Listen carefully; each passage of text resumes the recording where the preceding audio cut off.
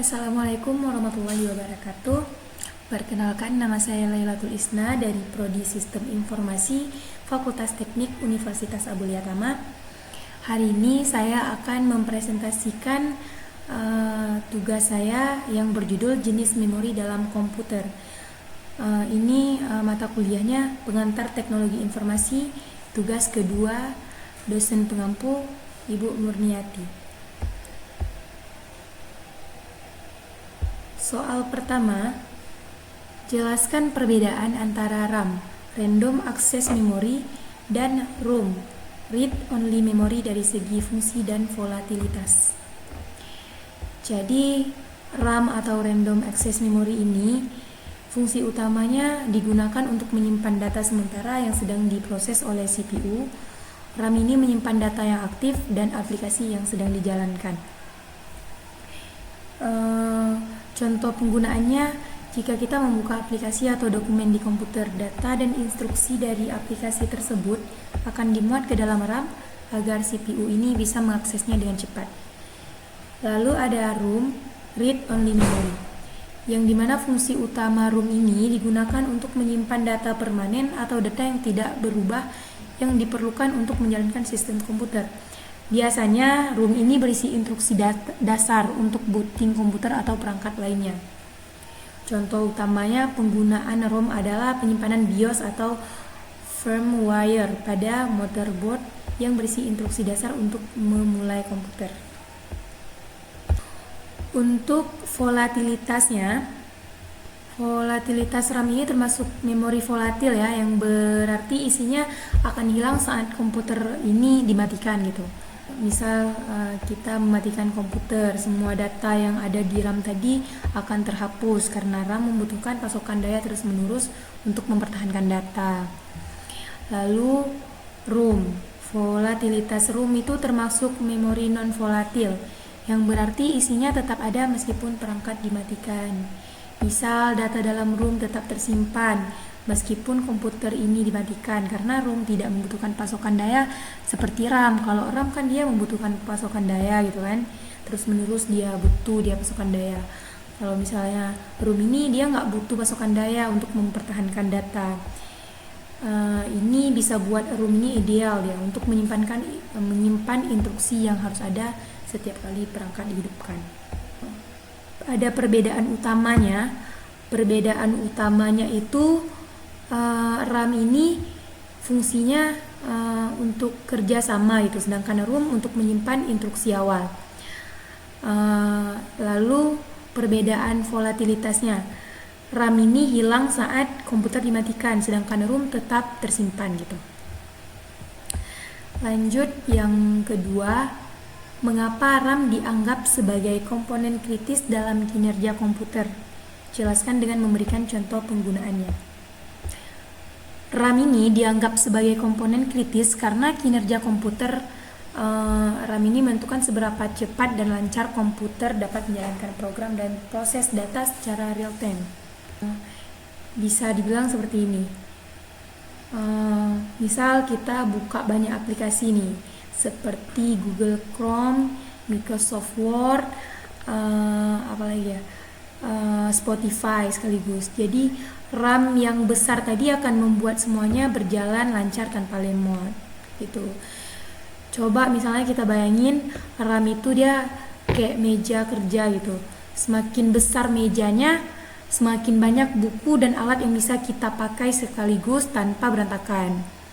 Terus ada juga dia contoh sehari-harinya. Contoh sehari-harinya. Misal RAM-nya kecil, buka banyak aplikasi bisa bikin komputer kita tuh lemot. Tapi kalau misalnya RAM-nya besar, semua aplikasi bisa berjalan bareng tanpa nge-lag gitu. Terus ada lagi, misal RAM kecil tuh dia kayak meja yang sempit gitu kan. Baru kita taruh buku aja, kopi sama HP itu udah penuh karena meja yang tadi tuh kecil. Gitulah contohnya. Nomor 3-nya, ada apa itu fungsi utama dari ROM dalam komputer dan mengapa isinya tidak mudah diubah. Jadi, fungsi utama ROM ini adalah menyimpan program penting untuk menyalakan komputer, seperti BIOS yang memberikan petunjuk awal saat komputer dinyalakan.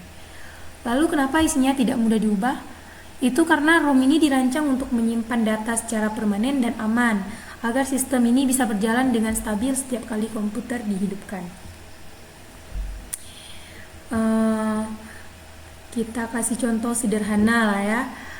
Misal ROM itu dia kayak buku petunjuk tetap di dalam komputer. Jadi dia nggak bisa diubah-ubah sembarangan karena isinya tuh penting gitu buat nyalain komputer.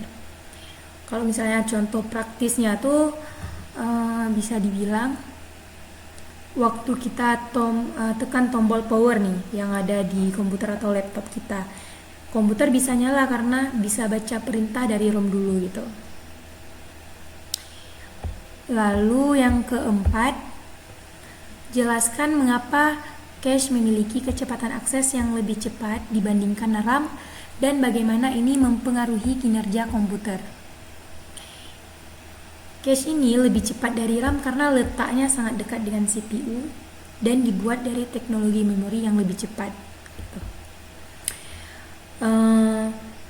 Jadi kenapa cache itu penting dan lebih cepat dari RAM, gitu kan? Bayangin aja gini, cache itu dia kayak saku di baju kita, contohnya ini, saku di baju. Sedangkan RAM itu seperti tas di punggung. Jadi kalau misalnya kita butuh pulpen buat nulis, lebih cepat ambil dari saku kan, daripada buka tas. Jadi kalau misalnya misal kita ada buku nih, kita ada tas di belakang, terus kita ada saku di baju, misal kita taruh pulpennya di saku, terus juga ada di tas. Pastinya kita lebih ambil yang paling cepatnya, yang di saku baju. Ambil, jadi kita bisa langsung nulis. Kalau misalnya di tas kan kita harus buka lagi tas, terus ambil lagi di dalam tas gitu. Jadi di komputer ini CPU lebih suka ambil data dari cache karena lokasinya deket dan super cepat. Jadi waktu kita buka aplikasi atau ngerjain tugas sesuatu, data yang sering dipakai udah disiapin di cache gitu. Ini bikin proses kerja komputer kita jadi lebih cepat dan lancar. Lalu kalau misalnya tanpa cache, CPU ini harus bolak-balik ke RAM yang lebih lambat dia. Dan itu bikin kinerja komputer jadi lebih lambat juga. Makanya kalau misalnya semakin baik cache-nya, maka semakin cepat komputer kita bekerja gitu. Nomor 5-nya, dibandingkan hard disk drive dan solid state drive dari segi kecepatan, akses, kapasitas, dan keandalan. Jadi perbedaan antara HDD, SSD, dua jenis media penyimpanan di komputer ini ya, dari segi kecepatannya, kapasitasnya, dan keandalannya. Yang pertama dari kecepatan. Kalau misalnya dari segi kecepatan tuh, SSD ini dia jauh lebih cepat karena nggak punya bagian bergerak itu.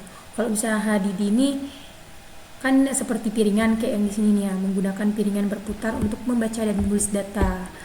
Jadi kalau misalnya HDD kan seperti piringan yang harus berputar dulu buat baca datanya. Sedangkan SSD itu seperti flash disk, langsung bisa diambil datanya seketika gitu. Jadi kalau misalnya pakai SD, komputer bisa nyala dan buka aplikasinya lebih cepat. Yang kedua ada soal kapasitas. HDD ini biasanya punya kapasitas lebih besar dengan harga lebih murah. Jadi cocok buat nyimpan banyak file besar seperti video atau backup data. Tapi SSD juga sudah semakin besar kapasitasnya, walaupun harganya masih lebih mahal. Yang ketiga ada keandalan. SSD ini lebih tahan banting karena nggak punya bagian bergerak.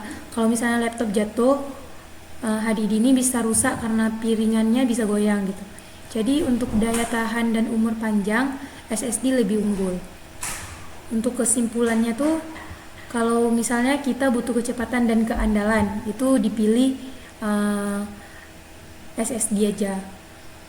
Tapi kalau misalnya butuh penyimpanan besar dengan biaya yang murah, itu bisa pilih hard disk drive atau HDD gitu. Dilanjutkan dengan yang keenam, jelaskan apa itu virtual memory dan bagaimana sistem operasi menggunakan virtual memory ketika RAM tidak cukup. Virtual memory adalah teknik yang digunakan untuk memperluas kapasitas memori komputer dengan menggunakan ruang penyimpanan sekunder seperti hard disk atau SSD sebagai memori tambahan ketika RAM tersebut penuh. Jadi ketika misalnya RAM tidak cukup untuk menjalankan aplikasi, sistem operasi ini dia akan memindahkan data yang tidak aktif tadi ke swap file atau patch file di disk. Ini mungkin bisa memungkinkan komputer itu untuk terus berjalan meskipun ada lebih banyak aplikasi yang terbuka daripada kapasitas RAM. Lalu meskipun virtual memory memungkinkan komputer menjalankan lebih banyak aplikasi, kecepatan akses data di disk jauh lebih lambat dibandingkan RAM, yang bisa menyebabkan penurunan kinerja komputer.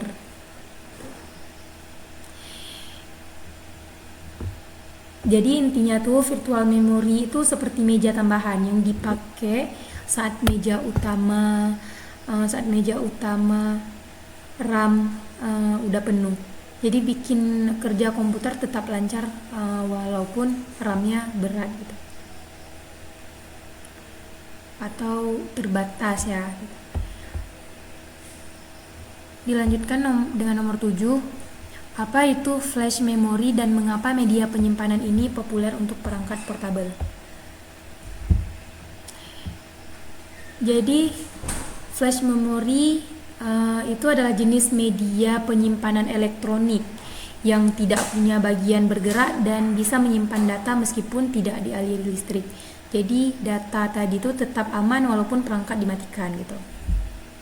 Di sini juga dijelaskan ya, jenis media penyimpanan yang menggunakan teknologi semikonduktor untuk menyimpan data secara elektronik tanpa memerlukan bagian bergerak seperti pada hard disk drive gitu. Flash memory dapat menyimpan data meskipun tidak ada aliran listrik, membuatnya menjadi non-volatile memory.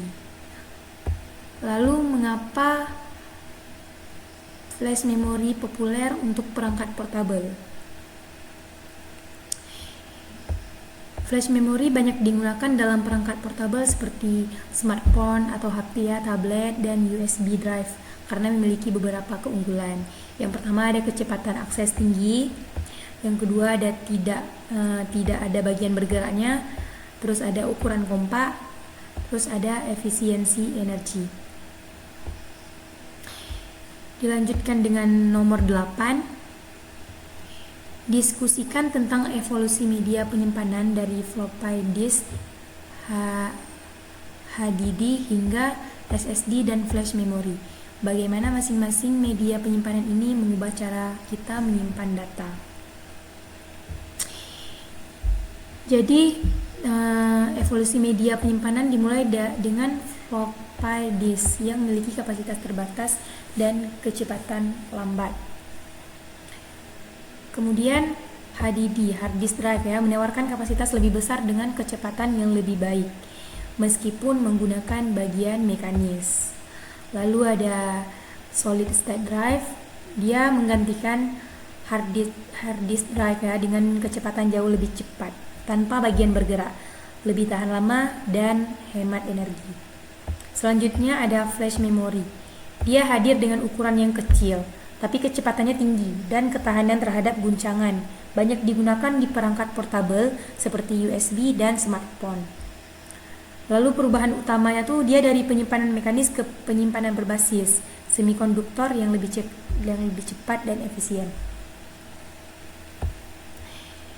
Selanjutnya ada nomor 9. Jelaskan bagaimana cache diimplementasikan dalam CPU dan manfaatnya terhadap proses komputasi. Jadi cache adalah memori kecil dan sangat cepat yang diintegrasikan langsung ke dalam CPU atau sangat dekat dengan CPU ya. Jadi cache menyimpan data dan instruksi yang sering digunakan agar bisa diakses dengan sangat cepat. Jadi tanpa harus mengambil dari RAM yang lebih lambat, cache ini biasanya terbagi dalam beberapa level. Level 1 cache dia paling kecil dan paling cepat, langsung terhubung ke inti CPU-nya. Terus yang level kedua cache-nya lebih besar dari level 1, masih cepat dan menyimpan data yang tidak muat di level 1. Yang level 3-nya berbagi antar inti CPU, lebih besar tetapi sedikit lebih lambat.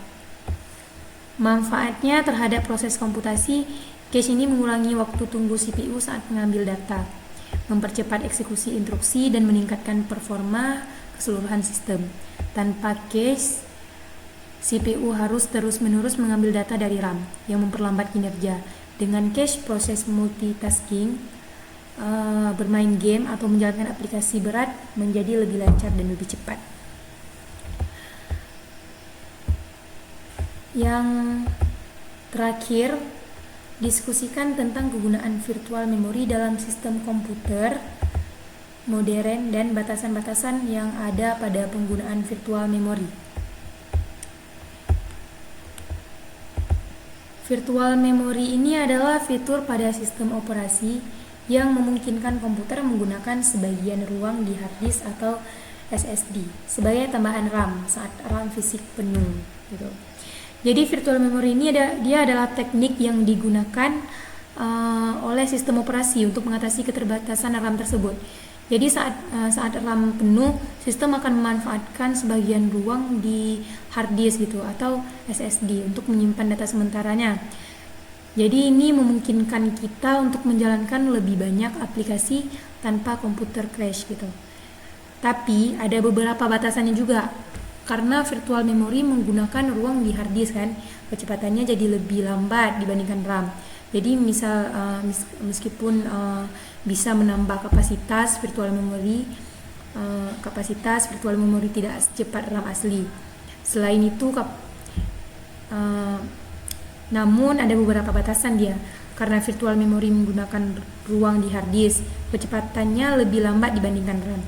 Jadi meskipun bisa menambah kapasitas, virtual memory tidak secepat RAM asli. Selain itu, kapasitas hard disk atau SSD juga terbatas ya. Jadi dia nggak bisa terus-menerus mengandalkan virtual memory gitu. Intinya, virtual memory ini dia sangat membantu untuk multitasking, tapi dia tetap ada batasan gitu. Kecepatan dan kapasitasnya tuh tetap ada batasan.